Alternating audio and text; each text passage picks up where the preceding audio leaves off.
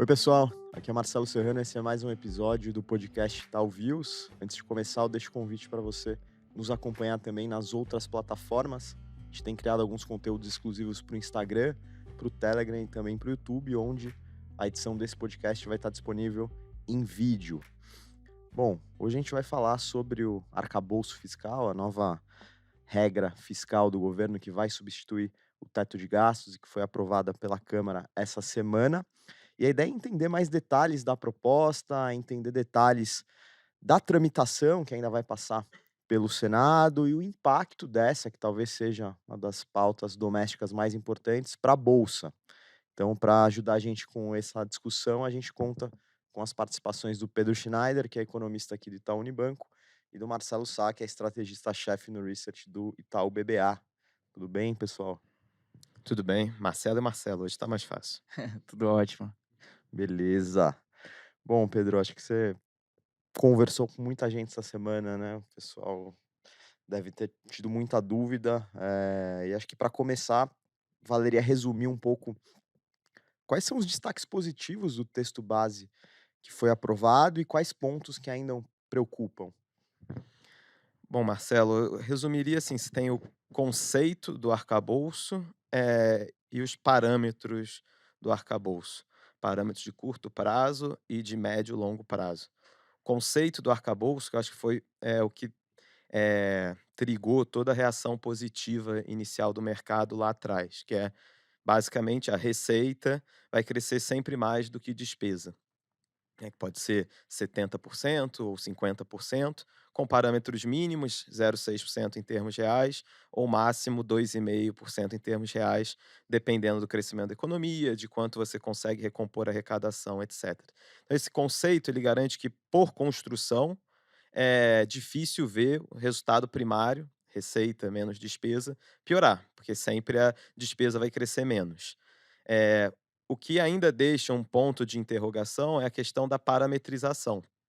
A gente vai detalhar um pouco mais para frente, mas dado o estado inicial das contas públicas, esse ano, sem os efeitos do arcabouço, etc., é um déficit primário da ordem de 1% do PIB, aqui na casa a gente estima 1,2, eh, a velocidade desse ajuste ainda é, se você olhar só o que o arcabouço diz, ainda é relativamente lenta. Além disso, o aumento de gasto previsto no primeiro ano da regra, por uma série de motivos de, propostas já, contratadas, compromissos que o governo tem, seja políticos ou legais, por exemplo, retorno aos gastos mínimos de saúde e educação, aumento real do salário mínimo, era difícil o governo já fazer um ajuste muito grande em 2024.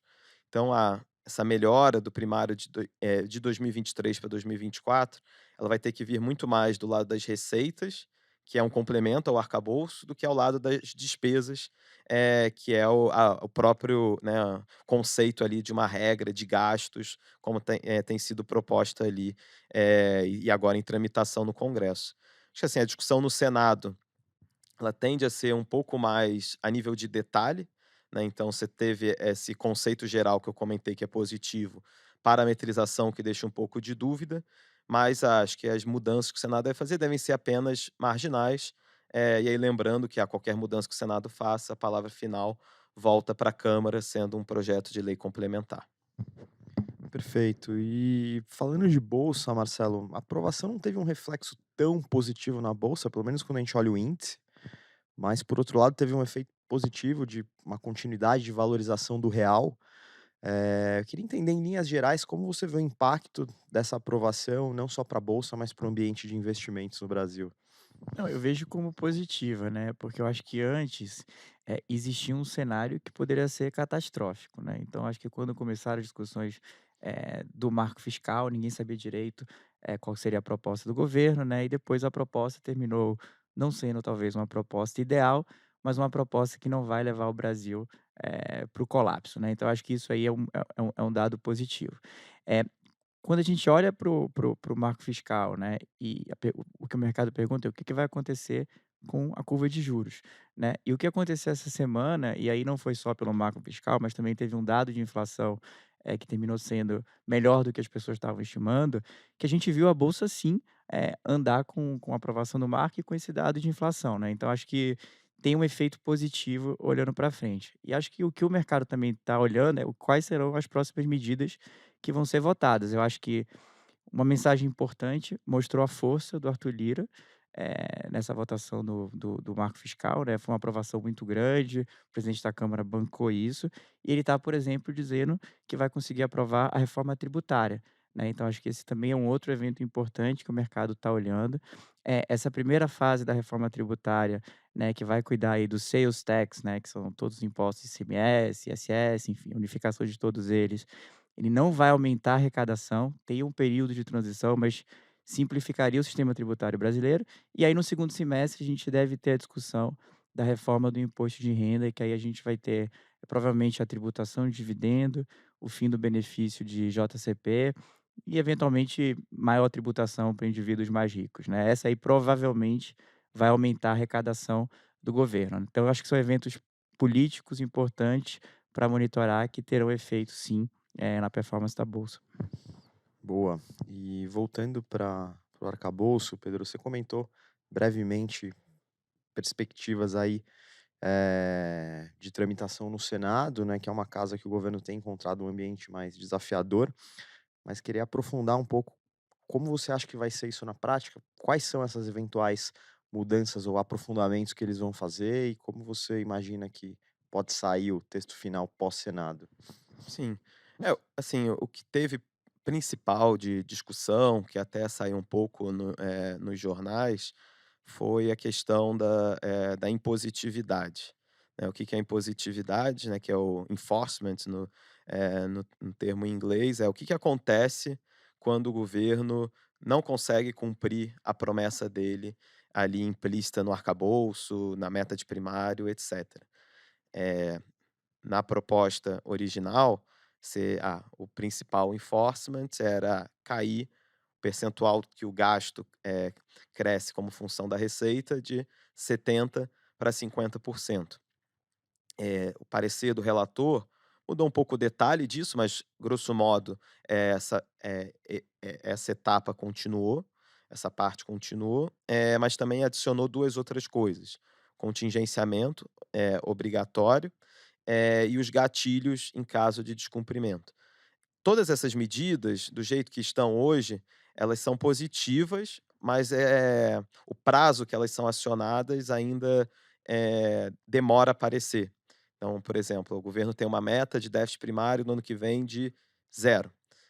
Se ele descumpre essa meta, não é que a punição, de forma mais intensa, aparece em 2025, aparece em 2026. E a gente sabe que 2026, né, está agendada, confirmada, uma eleição, presidencial. E em qualquer país do mundo, qualquer orientação ideológica de governo no mundo, eleição é sempre difícil de você acreditar, que vai ser feito algum ajuste fiscal mais forte, se houver algum problema na trajetória prometida, de hoje. Então acho que a discussão no Senado, vai ser muito de, reforçar esses mecanismos de impositividade, de enforcement e eventualmente, antecipar esses efeitos, o que para, né, para o nosso mundo aqui de investidores, de previsibilidade macroeconômica, etcétera, seria positivo.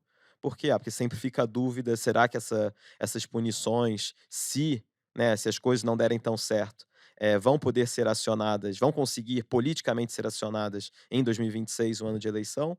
Ou não é melhor trazer logo para 2025, que aí é um pouco mais, razoável de se esperar que elas sejam acionadas? Perfeito. Eh, Marcelo, acho que vale relembrar, na CEO Conference Nova York, eu gravei aqui com quase 10 gestores, todos já estavam muito otimistas com a bolsa, antecipando talvez eventos que a gente viu essa semana, aprovação do arcabouço, dados de inflação. Mas eu queria te perguntar como que você tem visto esse investidor se posicionar de fato, né? Quando a gente olha o índice, ele ainda tem uma representatividade grande de setores mais tradicionais, e o que a gente tem visto andar mais são nomes mais sensíveis a juros, enfim, que tem uma representatividade menor no Ibov.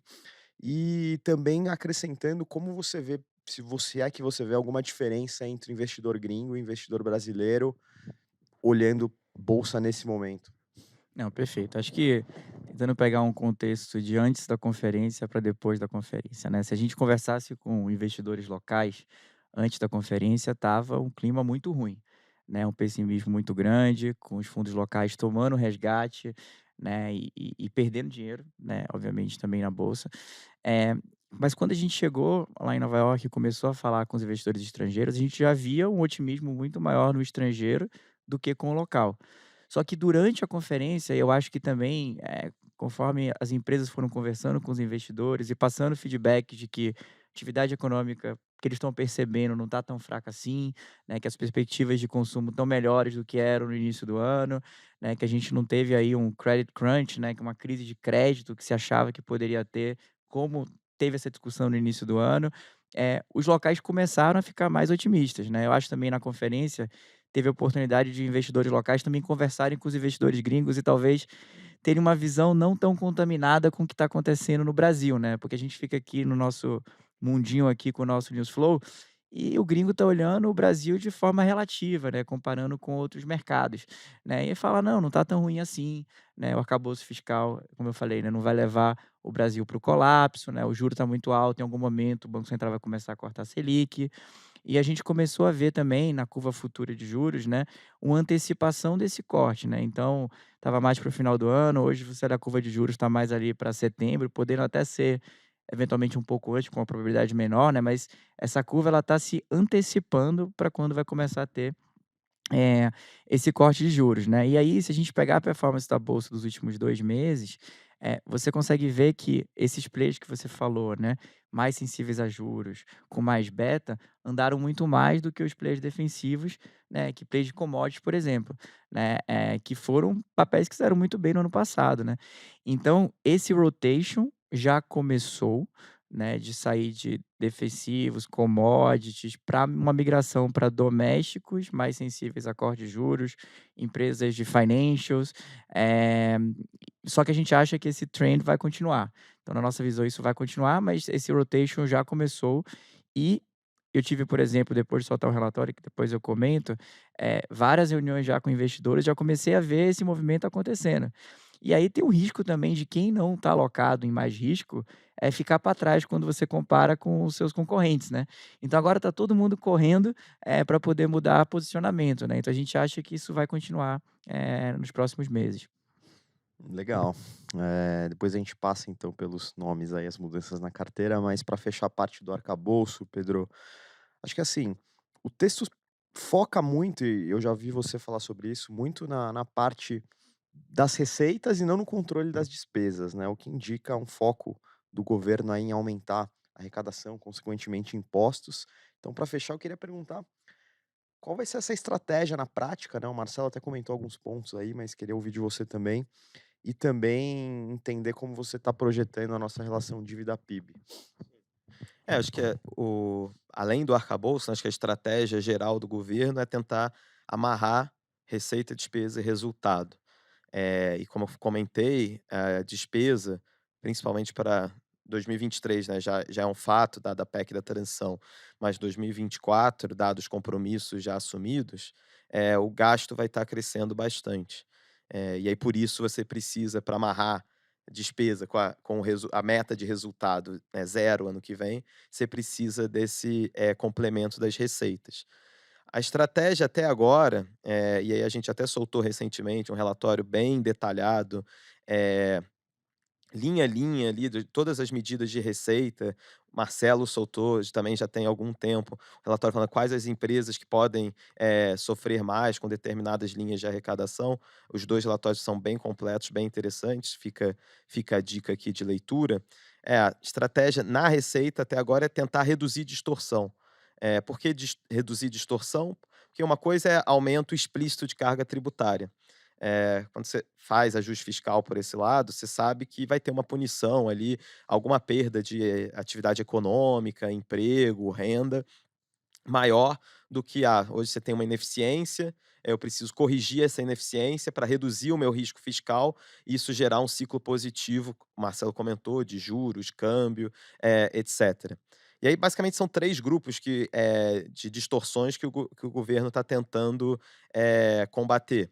O primeiro deles é revisar, eh, diminuir o litígio fiscal, né. Então, você tem um sistema tributário que é caótico, Marcelo falou da importância da reforma tributária, e o governo falou: "Não, várias disputas tributárias estão ao nível administrativo do tribunal do CARF, vamos tentar reduzir o número de disputa, aumentar as vezes que a fazenda ganha, nos casos que realmente importam". Então tem todo um projeto de lei de mudança, do CARF. O segundo grupo, vamos, reduzir iniciativas que a gente chama de elisão fiscal, que é o planejamento tributário das empresas. Aí você teve desde medidas para limitar abatimentos de benefícios fiscais do ICMS, nos impostos sobre lucro corporativo, passando por limitar iniciativas que a gente chama de transfer price, né, que é coisas relacionadas a preço de exportação e alinhar o Brasil aos padrões internacionais da OCDE, etc. Enfim, várias outras, né. E aí o terceiro grupo, vamos reduzir, isenções, vamos reduzir, incentivos tributários. E aí isso tem, por exemplo, o que o Marcelo já comentou também. Vamos tributar lucros e dividendos, que hoje não são tributados, mas tem também coisas como, vamos tributar as apostas esportivas, que hoje não são tributadas. Enfim, assim importações de pequeno valor, de comércio de varejo, etc. Então, assim, tem várias dessas medidas, você olhar individualmente elas fazem sentido. Teoricamente, o efeito macro principal é reduzir risco fiscal e não diminuir, PIB, então também a nível macro é positivo, só que tem a incerteza de impacto, né. Como são distorções, boa parte dessas distorções estão ali surgem da interpretação diferente, de cada um, em relação ao que está escrito na lei, né. O sistema tributário é muito confuso, então tem uma lei, cada um entende de um jeito, o que a fazenda está falando não, estou mudando a lei, eu estou mudando a interpretação. Mas, mudar a lei sempre tem disputa a nível judiciário, que demora, enfim, tem questionamentos, embargos, etc. E a nível de interpretação também, né, vamos mudar a lei, vamos passar no Congresso, aí começa a aparecer as resistências políticas. Então tem resistências políticas, tem resistências do tempo para essas medidas maturarem, mas as medidas estão na direção correta. Então, assim, acho que o grande ponto aqui, e aí linkando com a trajetória da dívida, né, a gente espera uma dívida que cresça, grosso modo, 3 pontos por ano, nos próximos anos. 76% do PIB esse ano, 79 ano que vem, 82, 85, ao final de 2026. Mas para amarrar tudo, assim, qual é a discussão fiscal do país hoje? O governo fez uma promessa, que o resultado primário ano que vem vai ser zero. Trajetória é sempre mais difícil, né, de você conseguir ter uma segurança perfeita, porque depende do PIB, depende do juro, depende do câmbio, depende da inflação, depende do cenário externo, etc. Mas o importante será que o déficit primário do ano que vem vai ser melhor do que o desse ano? Desse ano, em torno de -1. Ano que vem, tudo bem, se essas medidas, por conta dessas incertezas que eu comentei, derem errado, o importante vai ter uma melhora? Vai de -1 para, por exemplo, -0,5? Quanto maior essa melhora, acho que mais a gente vai ver esse ciclo positivo de juro para baixo, crescimento melhor, etc. Quanto mais, derrotas o governo tiver nessas estimativas de impacto, etc., pior. Quando a gente vai saber isso, né, que sempre o timing é uma questão importante. Eu acho que a gente vai saber isso no curto prazo. A maior parte dessas medidas já vai valer só a partir do ano que vem, né. Então, todas essas medidas de incentivos fiscais, transfer price, etcétera, começa 1º de janeiro. Então, os dados de arrecadação a partir do ano que vem é que vão ser a prova, né. O governo está estimando impacto, tem questionamento por parte dos contribuintes, mas vamos ver no fim quanto vai arrecadar. E aí a gente vai começar a descobrir no ano que vem, se, arrecadar e conseguir cumprir a meta, ótimo, ciclo super positivo, para o país. Se não, aí vamos ver o que acontece com a questão da impositividade da regra, que foi o comentário da pergunta anterior, qual é o plano B do governo. Mas aí fica aquele clima de incerteza maior.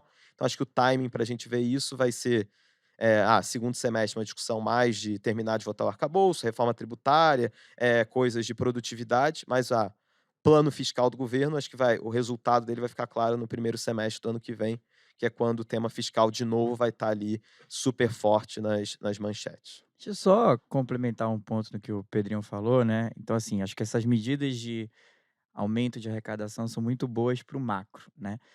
Mas gerou também muito barulho na bolsa, né? Então, por exemplo, uma das medidas que era o governo federal dizer que quer tributar imposto de renda sobre benefício de ICMS, né, que foi concedido para os estados, para as companhias, é super polêmico, né? A gente fez, por exemplo, evento com 3 grandes escritórios de advocacia que tiveram uma interpretação da decisão do STJ completamente diferente da do governo. E até na conferência de Nova York, né, a gente teve a chance de conversar com várias empresas de varejo, elas não estão tão preocupadas, elas acham que esse benefício vai ser mantido porque legalmente eles estão protegidos. Então eu diria assim, é uma discussão complexa, acho que muitas medidas foram anunciadas, acho que tem do ponto de vista de arrecadação caixa, é complicado, né, porque todo mundo vai questionar isso judicialmente. E a gente aqui como analista de mercado também tem que ficar acompanhando como essas medidas poderiam afetar setores específicos e empresas específicas. Então, por exemplo, esse ponto do CARF que o Pedrinho falou, né, foi enviada uma medida provisória. Essa medida provisória tem efeito imediato de lei. E aí o governo, com o poder da medida provisória, colocou questões polêmicas para serem votadas no CARF. De 20 ações que foram votadas, o contribuinte perdeu em 19 vezes. Só que todas as empresas entraram com ação, com liminar, para poder parar essas votações, porque eles estavam perdendo. E agora parou. Então, assim, agora provavelmente vai caducar essa medida provisória e vai ter que enviar uma lei para poder discutir isso, né? Então, assim, não é tão óbvio que o governo vai conseguir arrecadar isso. E agora eu diria que as empresas estão um pouco mais confortáveis, que judicialmente elas estão mais protegidas.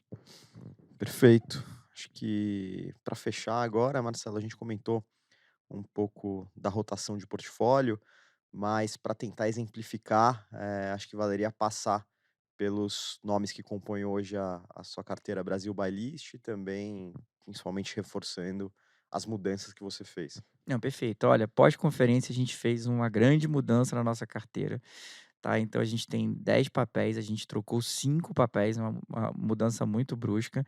E num conceito de reduzir exposição a players defensivos e commodities e aumentar a player domésticos mais sensíveis a corte de juros com mais beta, que é o que a gente chama, né? Então a gente incluiu 5 empresas na carteira. A gente incluiu o BTG, a gente incluiu o Nubank, a gente incluiu o Grupo Soma, a gente incluiu Rapvida e a gente incluiu Localiza, tá? E no final foi até interessante o time, porque no dia seguinte teve esse dado positivo do IPCA que fez com que essas ações subissem muito. Então, por exemplo, o Rapvida subiu 10%, se não me engano, no dia, né? E a gente acha que esse movimento vai continuar. Além dessas companhias, né, que eu mencionei, a gente tem 2 empresas de commodities ainda. Um é a Suzano, que é uma empresa de papel e celulose. A nossa visão aqui é a celulose está perto do bottom, né, chegou no preço mais baixo, e agora a perspectiva é de melhora. Tem performado bem se a gente pegar a performance dos últimos 30 dias. A gente tem PetroRio, que é uma empresa de petróleo, e a gente está positivo com a commodity petróleo para o segundo semestre, e é uma ação que está mais isolada de discussões políticas. A gente tem a Equatorial, que é uma empresa de energia elétrica de alta qualidade, que aí sim é uma empresa mais defensiva. Temos B3, que é uma empresa mais sensível a corte de juros. Seria isso a nossa carteira hoje. Bacana, acho que a gente conseguiu cumprir bem a pauta de hoje. Queria novamente agradecer as participações do Pedro e do Marcelo aqui. Valeu, um abraço a todos. Obrigado aí, pessoal.